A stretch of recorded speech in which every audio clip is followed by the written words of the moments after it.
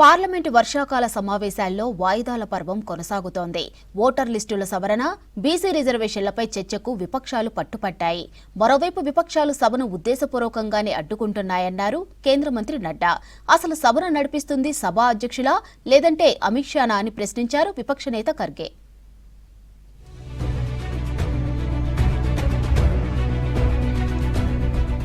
Parliament వర్షాకాల సమావేశాల్లో వాయిదాల పరంపర కొనసాగుతూనే ఉంది. 13వ రోజు ఎలాంటి చర్చ జరగకుండానే ఉభయ సభలు వాయిదా పడ్డాయి. బీహార్లో ఓటర్ లిస్టుల సవరణ, దేశవ్యాప్త కులగణన, బీసీ రిజర్వేషన్లపై చర్చకు పట్టుబట్టారు విపక్ష ఎంపీలు. దీంతో ఉభయ సభల్లో గందరగోళం నెలకొనడంతో రేపు ఉదయం 11 గంటలకు వాయిదా వేశారు సభాధ్యక్షులు.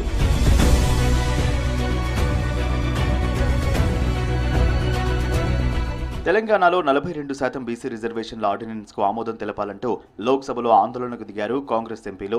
అలాగే వాయిదా తీర్మానాలపై చర్చించాలని డిమాండ్ చేశారు. సభ వెల్లోకి దూసుకెళ్లి నినాదాలు చేశారు. ఎన్డీఏ సర్కార్ ఎస్సీ, ఎస్టీ, బీసీల సంక్షేమాన్ని విస్మరించిందని ఆరోపించారు విపక్ష ఎంపీలు.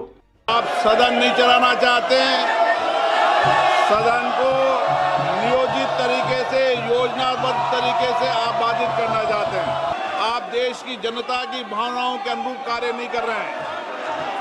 आप सदन चलाना चाहते हैं, सदन की कार्रवाई तक के लिए स्थगित की जाती है.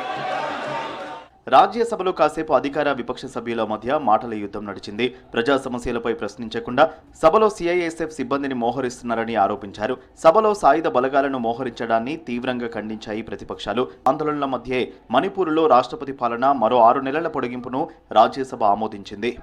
We are astonished and shocked at the manner in which CISF personnel are made to run into the well of the house when the members of the exercising their democratic right of protest. This is most objectionable and we condemn it unequivocally. సభలోకి కేవలం marshals మాత్రమే అనుమతిస్తున్నామని చెప్పారు కేంద్ర మంత్రి JP Nadda. ప్రతిపక్షాలు సభను తప్పుదారి పట్టిస్తున్నాయని విమర్శించారు. పార్లమెంట్లో విపక్షాల తీరు సరిగా లేదన్నారు. ప్రతిపక్ష స్థానంలో ఎలా ప్రవర్తించాలో తన దగ్గర ట్యూషన్ తీసుకోవాలంటూ ఎద్దేవా చేశారు నడ్డా. अब मैं यहाँ से बोल रहा हूँ, अगर मेरे बगल में आकर के कोई खड़ा होकर के नारा लगाएगा, this is not democracy, this is not house working, ये काम करने का तरीका नहीं होता. मैंने इन लोगों को कई बार कहा, 40 साल से ज्यादा ऑपोजिशन में रहा हूँ, कुछ मेरे से ट्यूशन ले लो, मैं बता दूंगा ऑपोजिशन कैसे करना आता है. పార్లమెంట్లో ప్రజా సమస్యలపై మాట్లాడకుండా కేంద్రం నియంతృత్వంగా వ్యవహరిస్తోందన్నారు రాజ్యసభ విపక్ష నేత ఖర్గే. సభల్లో మాట్లాడకుండా ప్రజాస్వామ్యాన్ని అపహాస్యం చేస్తున్నారంటూ ఫైర్ అయ్యారు. హోంమంత్రి అమిత్ షా సూచనల ప్రకారం సభను నడిపిస్తున్నారంటూ విమర్శించారు. అసలు సభను నడిపిస్తుంది సభాధ్యక్షులా లేదంటే అమిత్ షానా అని ప్రశ్నించారు ఖర్గే. CISF जो आपने लगाया है, फिर संशोधन कराओ, CISF नहीं है, माननीय लीडर हो गया.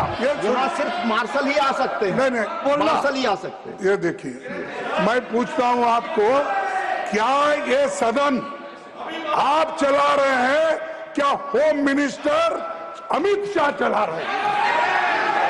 ये गलत आरोप है. चला रहे हैं. गलत आरोप है.